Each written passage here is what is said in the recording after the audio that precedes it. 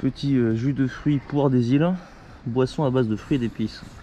Et puis il y a une belle vue sur une flore typiquement... typiquement quoi d'ailleurs? Ah, une flore typiquement provençale, voilà. Petit macaron. Vous êtes à votre aise, mademoiselle? Ça va. Ça va. Tu prends gros luxe. Mademoiselle Loulou, à votre aise? Salut les amis, bienvenue pour cette nouvelle vidéo. Alors une vidéo un peu particulière, enfin pour commencer du moins, puisque je vais faire quelques envieux. J'ai en effet gagné une nuit d'hôtel au domaine de Manville. C'est un hôtel 5 étoiles au Beau de Provence. Et il y a un golf sur le domaine de Manville. Ce que je vais faire, c'est qu'en fait je vais vous montrer un petit peu le spot. Et ensuite je vais faire le parcours de 18 trous que je vous montre dans la foulée. Donc, en réalité je le joue demain puisqu'on est arrivé la veille avec ma copine. Je vais vous montrer, c'est très mignon. L'hôtel est fantastique. Spa, piscine. Trucs à volonté, enfin bref, c'est un peu la grande classe. Je vous dis pas les prix. La chambre fait 55 mètres carrés, enfin la suite. Et voilà, donc j'avais gagné ça l'année dernière, hein, sinon je serais pas capable de me payer ça, du moins pour l'instant. Et je suis pas non plus trop luxe, mais là je dois avouer qu'on y prend vite goût. Allez, je vous montre ça.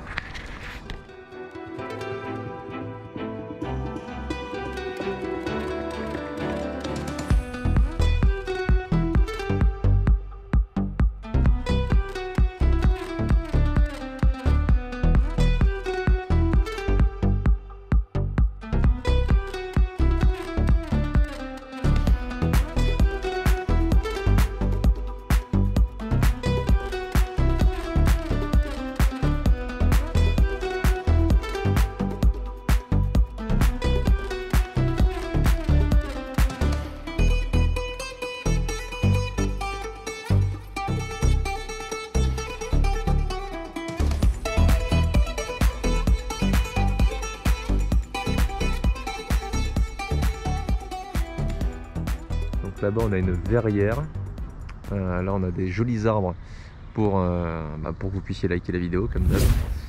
Là on a l'entrée et le clubhouse là-bas, le golf se situe juste derrière. Donc on est dans les Alpilles, c'est très mignon.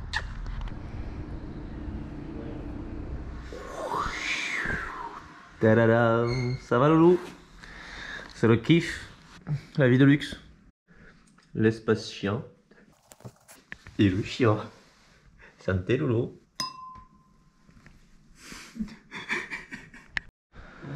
Petit tour sur le parcours avant d'aller le jouer demain après-midi. Particularité ici, les greens sont carrés. Donc je sais que pour l'entretien c'est super galère, mais je pense qu'ici ils n'ont pas trop de problèmes d'entretien visiblement, ça a l'air manucuré.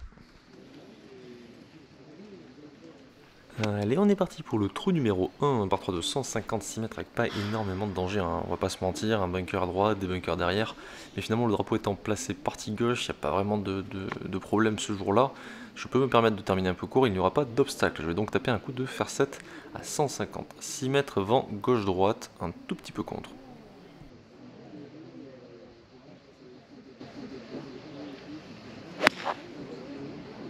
C'est un très mauvais swing, complètement raccourci, pas du tout délié, mais bon, c'est le premier de la journée. C'est donc un ou deux face qui va terminer 30 mètres court. Je me laisse donc cette approche pour tenter d'aller chercher le drapeau et pourquoi pas sauver un par pour commencer.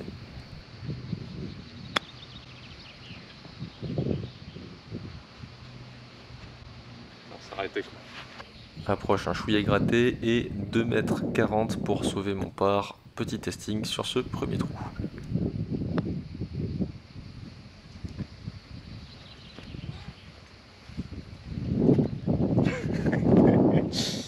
Et la surprise en arrivant au trou numéro 2 du golf de Manville, pas mal de départs en fait, vous allez voir sur ce parcours sont sur des zones de départ en fait en synthétique couleur sable. Donc c'est un très bon synthétique de très bonne qualité, on peut planter le tee facilement, le planter partout, donc c'est pas vraiment dérangeant, c'est même plutôt visuellement très joli je trouve. Donc départ du trou numéro 2 par 5 de 455 mètres dogleg gauche, on ne voit pas grand chose depuis le tee, encore moins depuis la caméra. Je vais tenter de viser port gauche des arbres pour essayer de couper un peu le dogleg.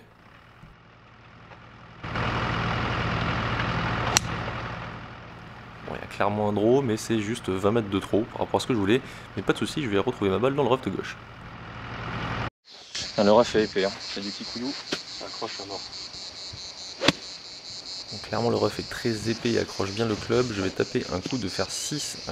Si j'avais su comment était le parcours, je serais certainement tapé de drive dans cet axe là, puisque ma balle aurait certainement atteint le fairway, mais aurait serait resté une très petite canne. Là malheureusement je suis pas forcément très bien placé.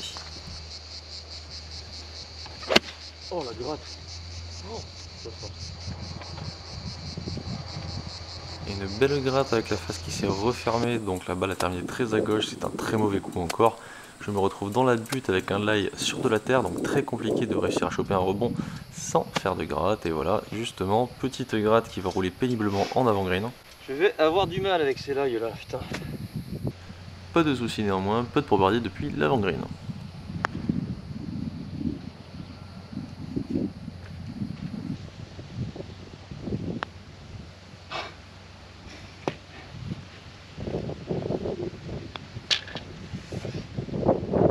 Conclusion, il ne faut jamais faire une partie après avoir fait hammam sauna. Hammam sauna avant un parcours, je vous le déconseille fortement, la preuve en image sur ce départ, où malheureusement je m'excuse d'avance pour la boule de départ. Merde.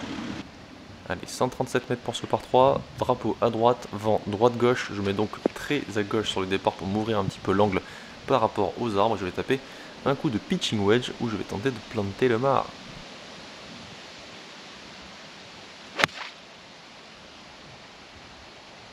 Je vais faire un bon coup de golf. Et c'est encore un mauvais coup qui va malheureusement terminer très loin du drapeau sur le green. Toutefois, je vais donc essayer de putter de très loin et cette fois-ci ça roule beaucoup trop. Là ça roule. Je comprends plus rien, putain. Je me presse, putain. Je me presse comme un citron.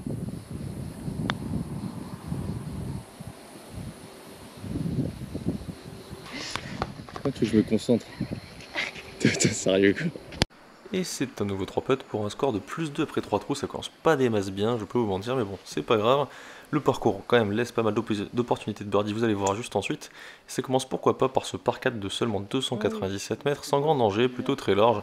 Donc là clairement je vais essayer de taper fort la balle en espérant me rapprocher le plus possible du green.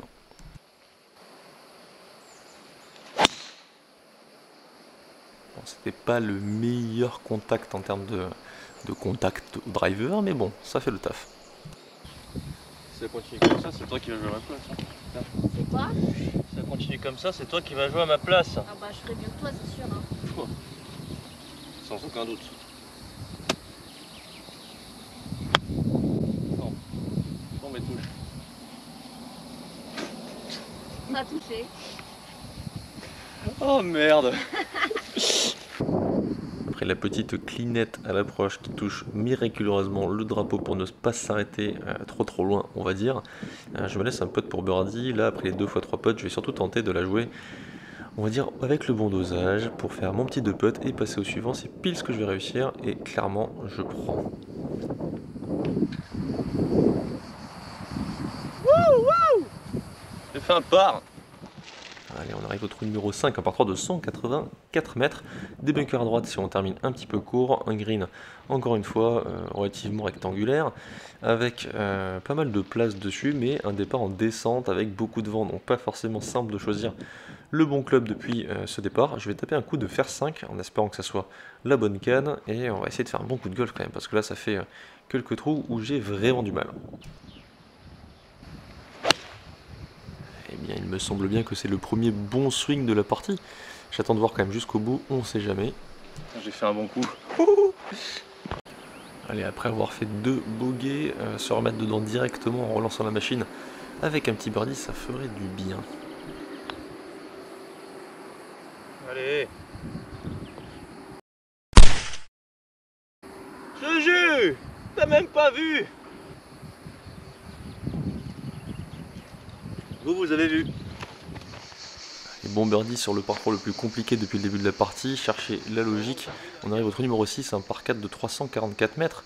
Avec, comme vous pouvez le voir, des pins qui gênent véritablement au départ. Sachant que le fairway se trouve derrière, il faut absolument que je tape soit par-dessus, mais ils sont vraiment très proches, soit en fade autour. Je vais donc faire ce choix-là en l'occurrence, c'est-à-dire de taper un drive en slice par la gauche pour essayer de récupérer un bout de fairway et tenter d'aller chercher ensuite le drapeau sereinement avec certainement un coup de wedge.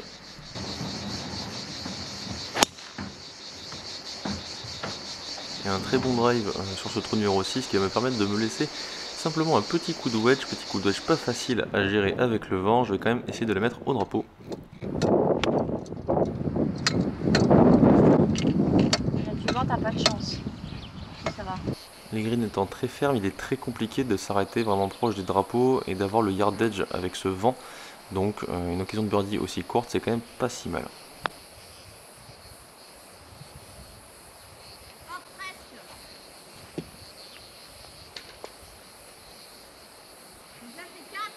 Ouais. Allez, après ce par, ce birdie et ce par, on temporise un petit peu. Trou numéro 7 par 4 de 390 mètres. Attention, il y a vraiment un client sérieux, très étroit depuis le tee, long également, avec pas grand chose, on voit pas grand chose et on voit juste qu'il y a un canal sur le dessin du parcours qui traverse le fairway. Donc je vous avoue qu'à ce moment-là, je tape le drive et je suis pas forcément très serein. Ça reste quand même un bon drive, elle a un chouïa plus à gauche que ce que j'aurais voulu. Elle va donc terminer sa course dans le rough de gauche et me laisser un coup d'à peu près 120 à 130 mètres au drapeau sur un green très ferme avec un lie depuis le rough, donc très complexe à arrêter. C'est pourquoi je vais taper un coup de pitch haut.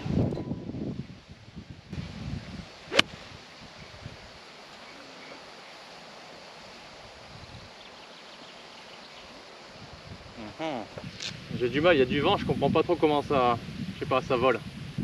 Alors pour info, ma balle a pitché au drapeau et a roulé 20 mètres derrière, donc vraiment complexe à arrêter ce coup de golf depuis le rough. Donc je me laisse vraiment un putt extrêmement long en descente, je ne sais pas du tout comment le doser, je vous avoue, puisque c'est très rapide. Et malheureusement je vais terminer très court, c'est pas bien joué.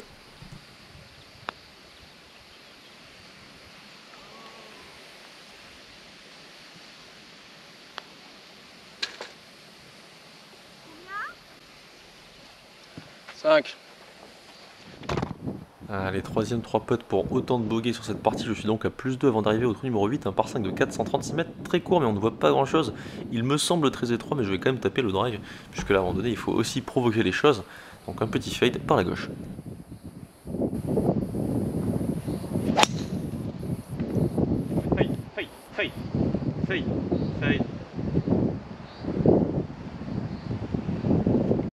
Mon fade aura mis du temps à venir, mais il sera venu, et heureusement, parce qu'en arrivant je me rends compte que c'est très étroit. Alors c'est magnifique avec cette pierre, et ma balle est restée tout juste partie gauche, à peine dans le rough. Il va me rester à peu près 175 mètres au drapeau situé tout au fond sur le green. Je vais taper un coup de fer 5 pour tenter d'aller chercher le green en 2.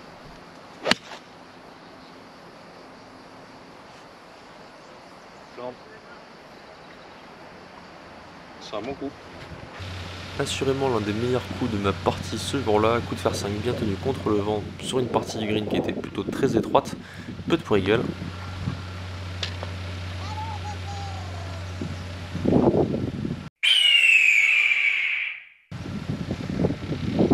Incroyable!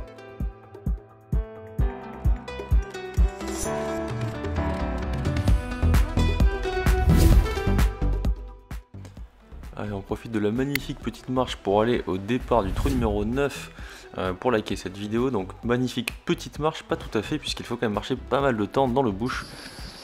Je crois que je me suis trompé. Avant d'y arriver, surtout si comme moi vous vous trompez de chemin. Donc vous allez voir, le départ est magnifique, tout à fait en hauteur, avec un fairway qui est très large mais qui paraît très étroit en contrebas du fait du dénivelé tout simplement, et du fait qu'on soit encastré dans la pampa. Donc trou numéro 9 par 5 de 454 mètres. J'essaie de déterminer le vent, je ne le sens pas du tout. Donc même encore aujourd'hui je ne sais pas trop dans quel sens il était. Il n'arrêtait pas de tourner de toute façon ce jour-là, il était plutôt tourbillonnant, donc pas si simple.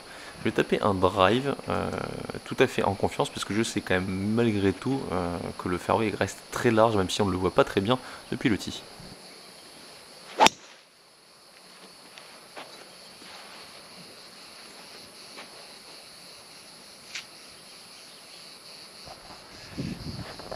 Il est quand même très chelou ce parcours, mais il est vraiment très beau. Allez, une bonne mise en jeu plein fairway, il me reste un coup de fer 5 pour attaquer ce par 5 en 2. Après le bel eagle du trou d'avant, je me retrouve dans le par malgré un départ de partie complètement calamiteux et un putting vraiment catastrophique. Je m'en fais pas, c'est un par 5, si je le touche en 2, je pourrais faire un birdie facile et passer l'allée en -1.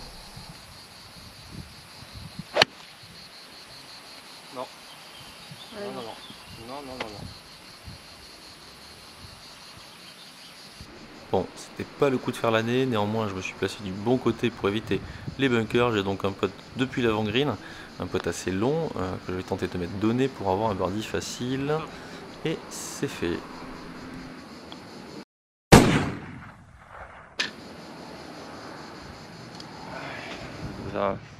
On débrief de cette première partie 9 trous, Juju. On tape. Ça va, t'es à l'aise? À fond. Arrête, Flo. Loulou, débrief de cette petite partie à l'aller.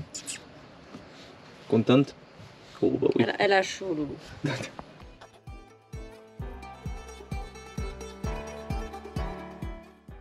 Merci à toutes et à tous les amis d'avoir suivi cette vidéo, j'espère qu'elle vous a plu. Si tel est le cas, n'hésitez pas à la liker, à la partager, à vous abonner, à lâcher un petit com, pourquoi pas, ça m'aiderait bien dans mon travail, ça m'encouragerait.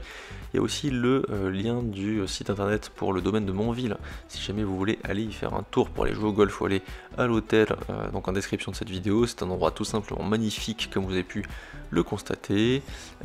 Bientôt la prochaine vidéo, donc ce sera le retour du domaine de Montville, de ce golf au green carré où j'espère que je vais continuer à jouer aussi bien que la fin de l'allée. Et en même temps, petit bonus sur nos vacances dans les Cévennes avec Julie, dont vous voyez un magnifique panorama actuellement. Mon site internet flawlessgolf.com pour ceux qui veulent prendre des cours. Et puis je vous dis à très bientôt.